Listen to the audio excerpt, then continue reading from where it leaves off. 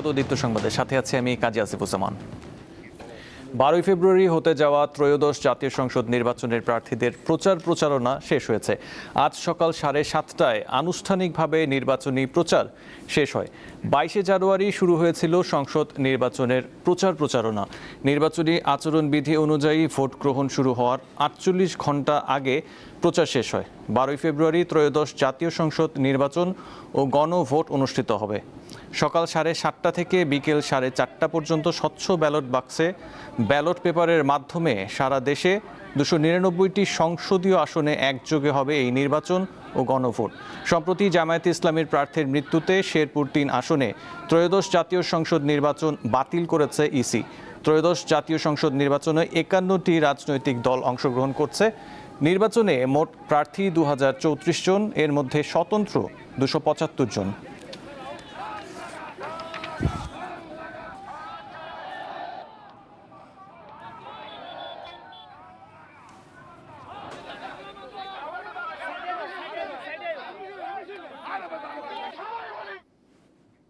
দুর্নীতি ও আইন শৃঙ্খলার বিষয়ে আপোষ না করার প্রতিশ্রুতি দিয়ে ধানের শীষকে বিজয়ী করার আহ্বান জানিয়েছেন বিএনপি চেয়ারম্যান তারেক রহমান।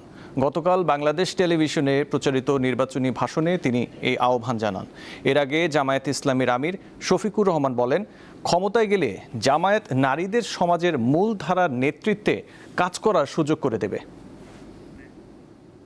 প্রিয় দেশবাসী, ত্রয়োদশ জাতীয় সংসদ নির্বাচন উপলক্ষে প্রচারণার শেষ সময়ে রাষ্ট্রীয় টেলিভিশন বিটিভিতে জাতির উদ্দেশ্যে নির্বাচনী ভাষণ দিয়েছেন বিভিন্ন রাজনৈতিক দলের প্রধানরা। তারা সবাই নির্বাচন ঘিরে তাদের অঙ্গীকার তুলে ধরে জনগণের কাছে নিজের দলের পক্ষে ভোট চান। স্বনির্ভর বাংলাদেশ বিনির্মাণের জন্য আমরা আমাদের পরিকল্পনা সাজিয়েছি। সোমবার সন্ধ্যায় সবশেষ ভাষণে বিএনপি চেয়ারম্যান তারেক রহমান দলের কর্মপরিকল্পনা তুলে ধরেন এবং বেশ কিছু প্রতিশ্রুতি ব্যক্ত করেন।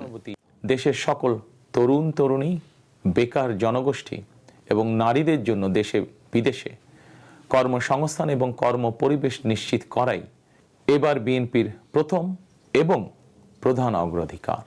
দেশে বিদেশে 1 কোটি কর্মসংস্থান তৈরির লক্ষ্যমাত্রা নির্ধারণ করা হয়েছে। বিএনপি ক্ষমতায় গেলে দুর্নীতি নিয়ন্ত্রণে কঠোর হবে উল্লেখ করে তিনি ধানের শীষকে বিজয় করার আহ্বান জানান। বর্তমান এবং ভবিষ্যৎ প্রজন্মের জন্য একটি নিরাপদ বাংলাদেশ গঠনের জন্য আপনার পরিবারের সদস্যদের জন্য যেসব পরিকল্পনা গ্রহণ করেছি, প্রতিটি পরিকল্পনা বাস্তবায়নের জন্য ধানের শীষে আপনাদের সমর্থন এবং আপনাদের ভোট চাই। এর আগে বাংলাদেশ জামায়াতে ইসলামীর আমির ডক্টর শফিকুর রহমান জানান, ক্ষমতায় গেলে জামায়াত নারীদের সমাজের মূলধারার নেতৃত্বে কাজ করার সুযোগ করে দেবে। আমরা ক্ষমতায় এলে নারীরা কেবল ঘরের ভেতরে নয়, সমাজের মূলধারার নেতৃত্বে থাকবেন সগৌরবে। কর্পোরেট জগৎ থেকে রাজনীতি সবখানে তাদের মেধার মূল্যায়ন হবে কোনো বৈষম্য ছাড়াই। নির্বাচনী ভাষণে তিনি বলেন, সবাইকে নিয়ে ঐক্যের বাংলাদেশ গড়তে চায় জামায়াত। সবাইকে নিয়ে ঐক্যের বাংলাদেশ গড়তে চাই, এমন বাংলাদেশ যেখানে কেবল পারিবারিক পরিচয়ে কেউ দেশের চালকের আসনে বসতে পারবে না, এমন বাংলাদেশ যেখানে রাষ্ট্র হবে সবার, সরকার হবে জনগণের। প্রিয় দেশবাসী, জনগণ চায় একটু নিরাপত্তা, সুশাসন আর ইনসাফ।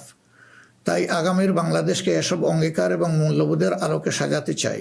এছাড়া বাংলাদেশের কমিউনিস্ট পার্টি সিপিবির সভাপতি কাজী সাজ্জাদ জহির চন্দন, এবি পার্টির চেয়ারম্যান মুজিবুর রহমান ভূঁইয়া মঞ্জু, বাংলাদেশের সমাজতান্ত্রিক দল মার্ক্সবাদীর সমন্বয়ক মাসুদ রানা, বাংলাদেশ খেলাফত মজলিসের আমির মামুনুল হক, বাংলাদেশ লেবার পার্টির চেয়ারম্যান ডাক্তার মোস্তাফিজুর রহমান ইরান এবং বাংলাদেশ মুসলিম লীগের সভাপতি জুবেইদা কাদের চৌধুরী জাতির উদ্দেশ্যে দলীয় নির্বাচনী ভাষণ দেন। বাংলাদেশ আমাদের সবার। জহুরুল মোহসান, দীপ্ত সংবাদ, ঢাকা। নির্বাচনী প্রচারণার শেষ দিনেও সমান তালে জনসংযোগ করেছেন নারী প্রার্থীরা। নারী ভোটারদের সাড়া পাওয়ার কথা জানিয়েছেন তারা। প্রচারণার সময় নারী প্রার্থীরা জানান, নানা রকম তিক্ত অভিজ্ঞতার মধ্যে সাইবার বুলিং অন্যতম। ভোটের মাধ্যমে জনপ্রতিনিধি নির্বাচিত হয়ে দেশ গড়ার কাজে পুরুষদের পাশাপাশি সমানতালে হাঁটছেন নারীরা। প্রচারণার দিনে চষে বেড়ান নিজ নিজ এলাকা। এবার নারী প্রার্থীদের মধ্যে আলোচনায় আছেন ঢাকা 12 আসনের গণসংহতি আন্দোলনের তাসলিমা আক্তার, ঢাকা 9 আসনের স্বতন্ত্র প্রার্থী তাসনিম জারা, ঢাকা 14 আসনের বিএনপি প্রার্থী সানজিদা ইসলাম তুলি এবং ব্রাহ্মণবাড়িয়া 2 আসনের স্বতন্ত্র প্রার্থী রুমিন ফারহানা। এছাড়াও আছেন বরিশাল 5 আসনে বাসদের প্রার্থী মনীষা চক্রবর্তী। নারী প্রার্থীরা জানান নারী ভোটাররা তাদের সাথে কথা বলতে স্বাচ্ছন্দ্য বোধ করছেন। মা বোনদেরকে বিশেষ করে বলবো 12 তারিখ সকাল সকাল ভোট কেন্দ্রে যাবেন। আমার এমপি আমার অভিভাবক, আমার এমপি তার যোগ্যতা, তার সততা, তার সাহস, এইগুলো হবে আমার এমপির গুণাবলী। বাংলাদেশের যে অধিকাংশ মানুষ শ্রমজীবী মানুষ বা বাংলাদেশের গুরুত্বপূর্ণ অংশ হচ্ছে নারী, তাদের স্বর আমরা কিন্তু যথাযথভাবে শুনতে পাই না। তো সেটা আমার একটা আন্দোলনের অংশ হিসেবে আমি মনে করি যে নির্বাচনে আমি অংশগ্রহণ করছি। আমি মনে করি যে আমাদের এখানেও যে শ্রমজীবীরা রয়েছেন, যে নারীরা রয়েছেন, তারা বিশেষভাবে বাংলাদেশকে যাতে নাগরিক মর্যাদার বাংলাদেশ আমরা তৈরি করতে পারি সেই বিষয়ে তারা ভোটে জবাব দেবেন। প্রচারণার সময় নানা ধরনের প্রতিবন্ধকতার সম্মুখীন হওয়ার কথাও জানান নারী প্রার্থীরা। নারী প্রার্থী যারা বা রাজনীতিতেই যারা নারী আছেন, জনজীবনে যারা নারী আছেন, তারা কিন্তু খুবই ভয়ানকভাবে সাইবার বুলিংয়ের শিকার হচ্ছেন এবং নির্বাচন যত ঘনিয়ে আসছে সেটা আরও সংঘবদ্ধভাবে চরিত্র হনন থেকে শুরু করে মিথ্যা অপবাদ থেকে শুরু করে খুবই কোঅর্ডিনেটেড অ্যাটাকস হচ্ছে। সেই জায়গায় কিন্তু আমাদের নিরাপদ পরিবেশ তৈরি করার ক্ষেত্রে কোনো মেকানিজম নাই। কাগজে কলমে আছে যেটা করা যাবে না, কিন্তু যারা করছে কেউ না কেউ তো করছে, যারা করছে তাদের কোনো জবাবদিহিতায় আওতার কোনো মেকানিজম নাই। নির্বাচিত হলে এলাকার উন্নয়নের পাশাপাশি নারীদের অগ্রাধিকার দিয়ে কাজ করার অঙ্গীকার করেন তারা। লাবণী গুহ, দীপ্ত সংবাদ, ঢাকা। নির্বাচনী প্রচারণার শেষ মুহূর্তে গতরাতে গাজীপুর ও বগুড়ায় সহিংসতার ঘটনা ঘটেছে। বগুড়ার নন্দীগ্রাম উপজেলার পারশুন গ্রামে বিএনপি নেতাকর্মীদের উপর হামলা ও বাড়িঘর ভাঙচুরের অভিযোগ উঠেছে জামায়াতে ইসলামের নেতাকর্মীদের বিরুদ্ধে। বিএনপি নেতাকর্মীরা দাবি করেছেন টাকা লেনদেনের অভিযোগে জামায়াতের 2 কর্মীকে আটকের পর এই হামলা চালানো হয়। গাজীপুরের টঙ্গীতে বিএনপির প্রার্থীর প্রচারণার সময় বিএনপি ও জামায়াতের নেতাকর্মীদের সংঘর্ষে অন্তত 12 জন আহত হয়েছে।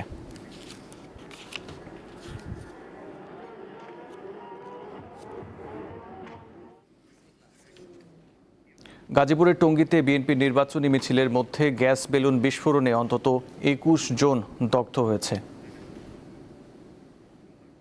সোমবার বিকেল 4:30টার দিকে টঙ্গী বাজার এলাকায় এই ঘটনা ঘটে।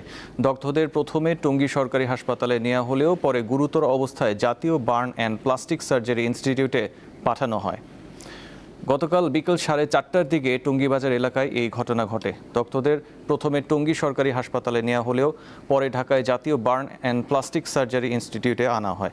তাদের মধ্যে কয়েকজন বেশি দগ্ধ হয়েছেন।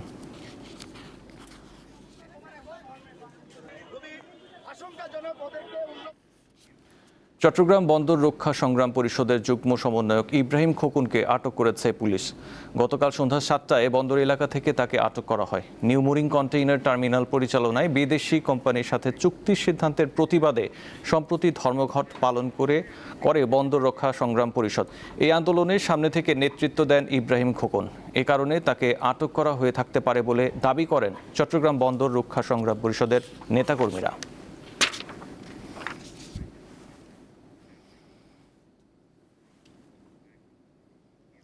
দর্শক, ত্রয়োদশ জাতীয় সংসদ নির্বাচনের কারণে 11 ও 12 ফেব্রুয়ারি সরকারি ছুটি এবং আজ কোথাও কোথাও বিশেষ ছুটি হওয়ায় সাভার শিল্পাঞ্চলের অনেক শ্রমিক বাড়ি যাচ্ছেন। এ বিষয়ে জানাতে যুক্ত হচ্ছেন সহকর্মী এম.এ. হালিম। চলে যাচ্ছি তার কাছে। হালিম, শিল্পাঞ্চলের শ্রমিকরা বাড়ি ফিরতে শুরু করায় সড়ক ও যানবাহনের চাপ কতটা পড়েছে?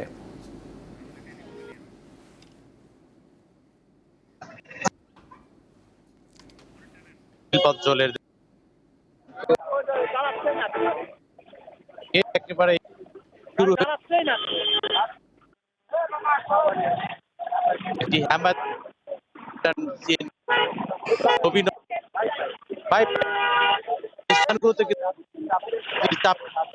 নাজেহাল হয়ে পড়ে এবং পেয়েছি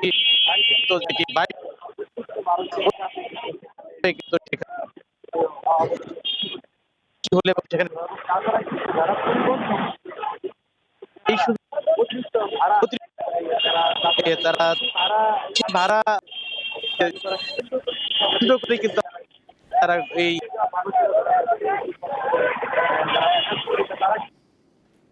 ধন্যবাদ আপনাকে।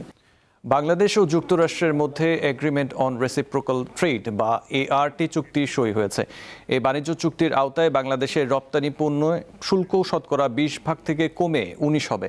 আর যুক্তরাষ্ট্র থেকে আমদানি করা তুলা ও কৃত্রিম তন্তু দিয়ে তৈরি পোশাক দেশটিতে রপ্তানিতে কোনো শুল্ক দিতে হবে না। বাণিজ্য মন্ত্রণালয়ের সভাকক্ষে ভার্চুয়ালি এই চুক্তি সই হয়। এ সময় জাতীয় নিরাপত্তা উপদেষ্টা খলিলুর রহমান, বাণিজ্য উপদেষ্টা শেখ বশিরউদ্দিন ও বাণিজ্য মন্ত্রণালয়ের সচিব মাহবুবুর রহমান বাংলাদেশ থেকে যুক্ত হন। বাংলাদেশের পক্ষে বাণিজ্য উপদেষ্টা ও যুক্তরাষ্ট্রের পক্ষে জেমিসন গ্রিয়ার এই চুক্তিতে স্বাক্ষর করেন।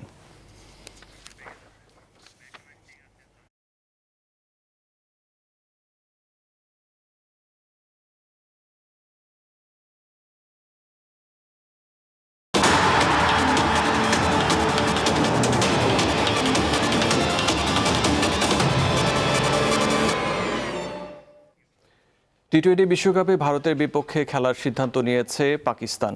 গ্রুপ পর্বের ম্যাচে ভারতের মুখোমুখি হওয়ার কথা ছিল পাকিস্তানের। বাংলাদেশকে সমর্থন করে ম্যাচ বয়কটের সিদ্ধান্ত নিয়েছিল তারা। এখন পাকিস্তান তাদের সিদ্ধান্ত বদলেছে। তাই 15 ফেব্রুয়ারি শ্রীলঙ্কার কলম্বোতে অনুষ্ঠিত হবে ভারত পাকিস্তান ম্যাচ। এদিকে আইসিসি বলেছে সব সদস্য দেশ ভবিষ্যতে আইসিসির ইভেন্টে অংশগ্রহণের প্রতিশ্রুতিকে সম্মান করতে রাজি হয়েছে। নারী ফুটবল লিগের বাকি আছে আর 3 ম্যাচ। শেষ মুহূর্তে এসে ট্রফি উন্মোচন করল বাফুফে। তাতে রোমাঞ্চিত খেলোয়াড়েরা। বাফুফে জানিয়েছে লিগ এবার সিঙ্গেল ফরম্যাটে হলেও আগামী মৌসুম হবে 2 লেগের, সাথে বাড়বে ভেন্যুর সংখ্যা। সাধারণ মানুষের বিনোদনের কেন্দ্র হিসাবে বিবেচিত হয় পার্ক। সোমবার রাজধানীর গুলশানে বিচারপতি শাহাবুদ্দিন আহমেদ পার্কে বাফুফে এবার করল ভিন্ন আয়োজন। শেষ প্রান্তে থাকা নারী ফুটবল লিগের 7ম আসরের ট্রফি উন্মোচন করেছে সংস্থাটি। ট্রফি উন্মোচন হবে, তো ওই জিনিসটা আমার কাছে একটু খারাপ লাগছে। কারণ হলো সর্বপ্রথমই সবসময় দেখি যে ট্রফিটা প্রথমেই লিগ শুরু হওয়ার আগে উন্মোচন হয়, কিন্তু এটা মানে খেলার মাঝখানে নতুনত্ব কোনো কিছু দেখলে আসলে আমাদের অনেক ভালো লাগে। তো এরকম কখনো আর হয় নাই। আমি 5 বার লিগ খেলছি, তো 5 বারের এই প্রথম হচ্ছে এরকম মানে ট্রফি উন্মোচন হয়েছে, অনেক ভালো লাগছে।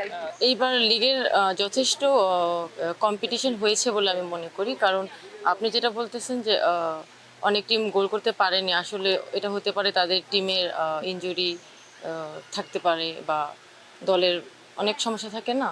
আগামী মার্চে এএফসি এশিয়ান কাপে অংশ নিতে এই মাসের মাঝামাঝিতে অস্ট্রেলিয়ার উদ্দেশ্যে ঢাকা ছাড়বে বাংলাদেশ নারী দল। তাই এবার নারী লিগটাও আয়োজিত হয়েছে সিঙ্গেল লেগ ফরম্যাটে। তবে আগামীতে 2 লেগের পাশাপাশি ভেন্যুর সংখ্যা বাড়ানোর চিন্তা রয়েছে বাফুফের। আমাদের যেটা উদ্দেশ্য ছিল মিশন অস্ট্রেলিয়ার জন্য মেয়েদেরকে এনাফ গেম টাইম দেওয়া এবং টপ প্লেয়ার যারা তারা যেন বেঞ্চে না থাকে সেটা আমরা ইনশিওর করতে পেরেছি। I think that was very good. But এবছর তো আবার হবে, এই WFL আবার হবে। আশা করি 2টা টায়ার করে করবো, 1 and 2। এবার যেটা হয়েছে আমাদের চ্যালেঞ্জ ছিল, আমাদের সময়ের একটা ব্যাপার ছিল। সো দিনে এতগুলি খেলা ডেফিনেটলি আমরা এবার রাখবো না, আমরা ম্যাক্সিমাম 1টা কিংবা 2টো করে থাকবে। সূচি অনুযায়ী মঙ্গলবার 3টি ম্যাচ এবং 13 ফেব্রুয়ারি শেষ হওয়ার কথা রয়েছে লিগের খেলা। এখন পর্যন্ত আমাদের কাছে কোনো তথ্য আসে নাই। মোহাম্মদ হাসিব, দীপ্ত স্পোর্টস, ঢাকা। এই ছিল দীপ্ত সংবাদে। পরবর্তী সংবাদ দেখার আমন্ত্রণ রইল। এছাড়াও তথ্য বিনোদনের জন্য চোখ রাখুন দীপ্ত টিভি ডিজিটাল প্ল্যাটফর্মগুলোতে। ধন্যবাদ।